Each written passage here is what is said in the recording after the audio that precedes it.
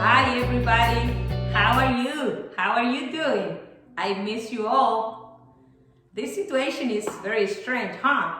But the good news is that there are a lot of things we can do at home and by ourselves to improve our pickleball game. All we need is our paddle, a pickleball, a wall, and a little bit of tape, and most importantly, a good attitude so we can have fun and improve, focus on improvement. Today, we're gonna do 2 exercises that are gonna help us with control and balance. 2 very important elements to hit good pickleball shots. Are we ready to go? If so, let's jump right in. Exercise number 1, control exercise. This is a very simple exercise that is gonna help us with our hand-eye coordination and also understand our paddle and their relationship with the ball. All we need for this exercise is our paddle and a ball. Very simple. We're gonna be bouncing the ball on our paddle, trying to feel the sweet spot. Okay? We're gonna go with forehands first, and then we're gonna go with backhands. Then we're gonna mix it up. And because this is a control exercise, we wanna start slow and be under control. Once we master the exercise, going slow and knowing what we're doing, we can always increase the pace. Let's go. We start with the forehand, nice and slow, bouncing the ball on my paddle a little bit higher. Here we go. 1, 2,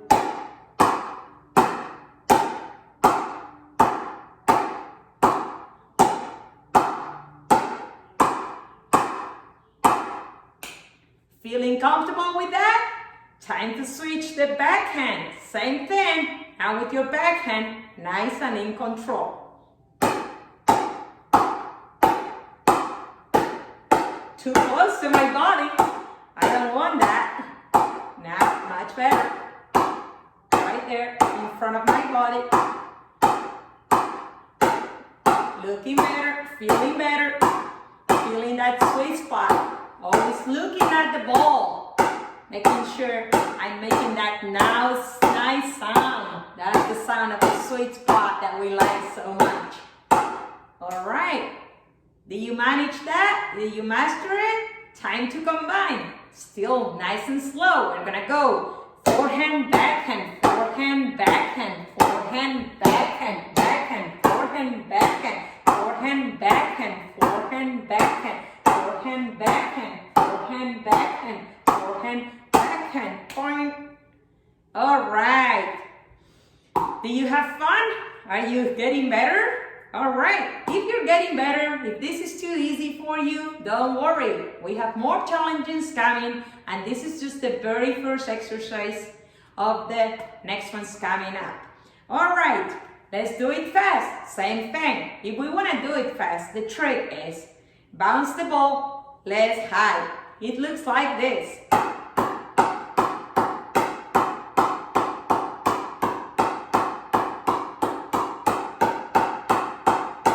Feeling comfortable with the forehand? Let's challenge our backhand, which is always weaker. Here we go. How many can you do? 1? Can you do more than 1? Can you do 10? Can you do 100? Can you do 1 million?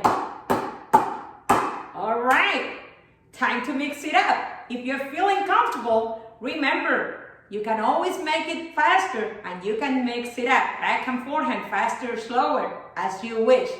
All right, we can try and go fast, forehand, backhand, forehand, backhand, forehand, backhand, forehand, backhand, or we can try to go slow.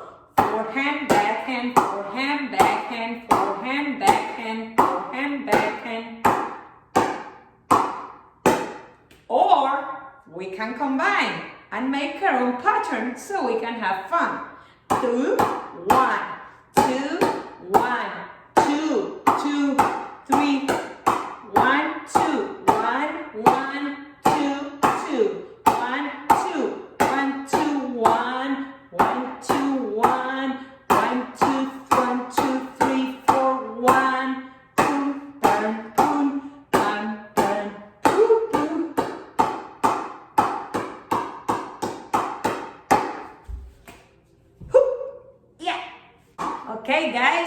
This is it for the control exercise. Remember, 1, always keep an eye on the ball. 2, relax your shoulders and make sure you contact the ball in front of your body.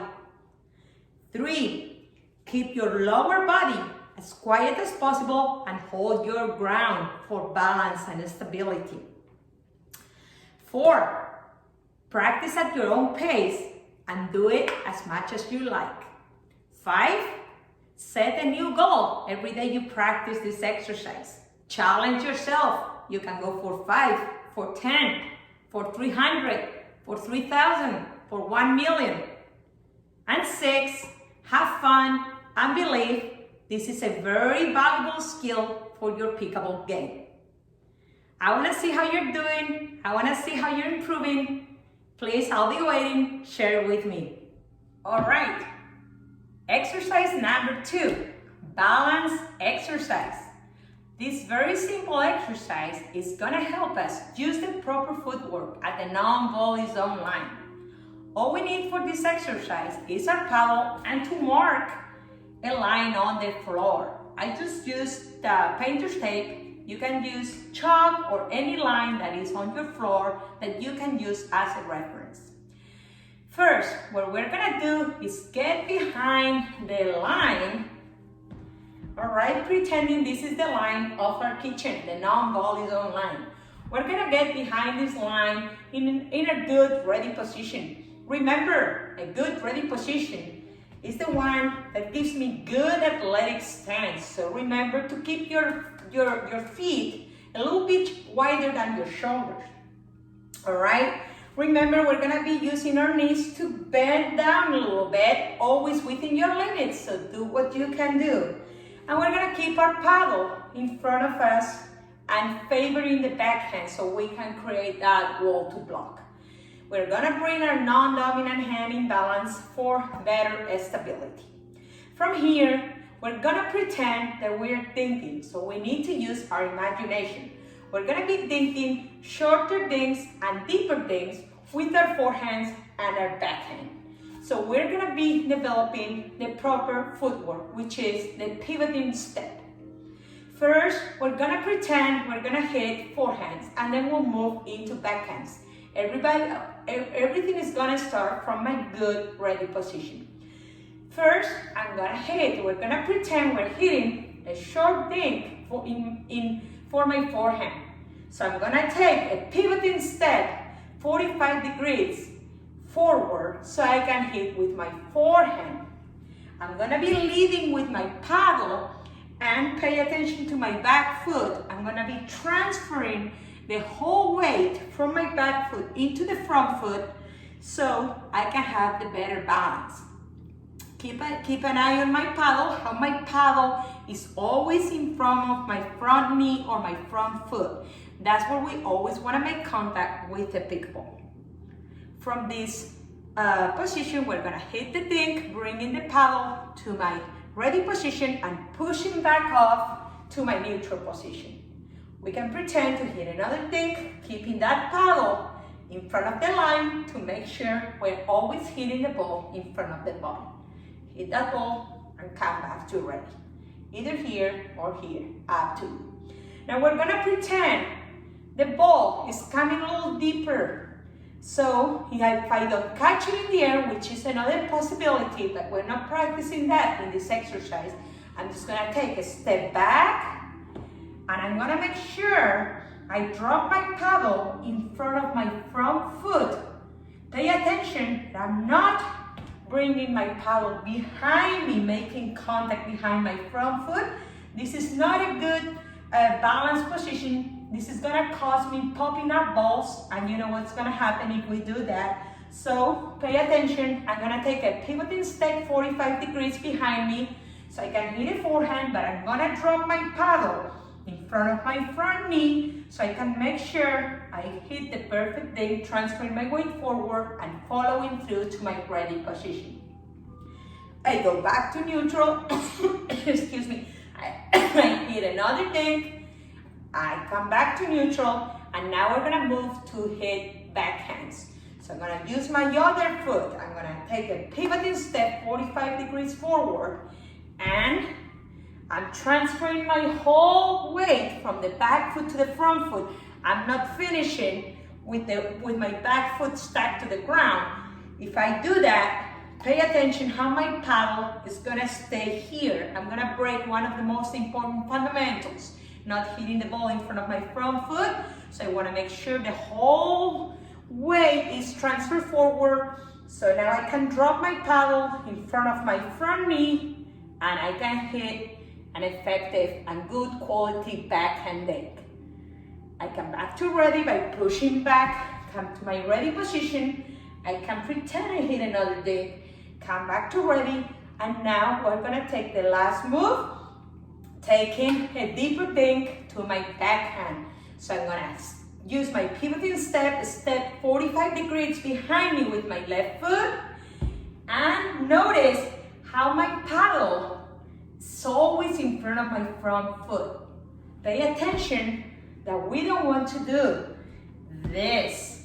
Now my elbow sticking out like that. I'm not gonna hit a good shot like this. Pay attention to the difference between doing the proper thing, keeping my paddle always in front of me, where I can make good contact, and coming back to ready, and this is what we don't want to do.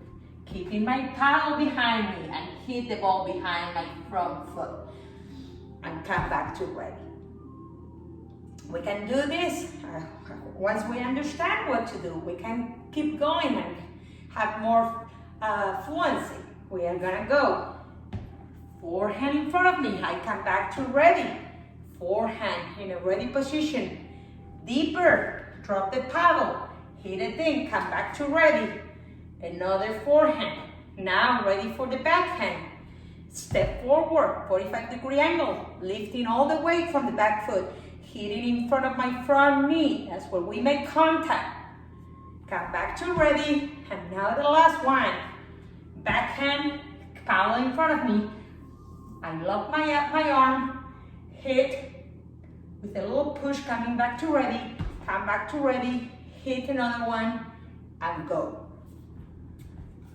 What do you think? You can practice this balance exercise as much as you want, but if you do it 2 or 3 times a week for about 5 to 10 minutes each time you want to do it, I can guarantee you will feel a big difference next time you go into a pickleball court.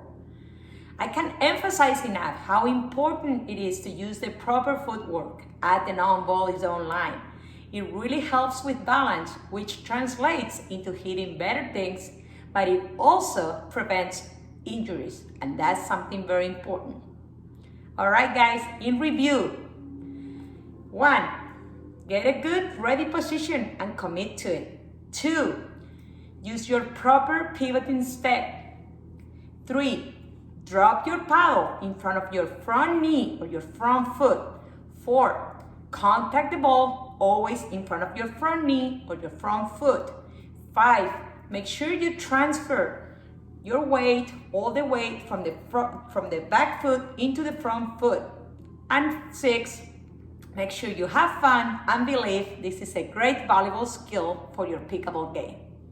All right, guys, this is all for today from Pickleball Drive. I'm sending some love your way. Please stay healthy and remember, let's do it together.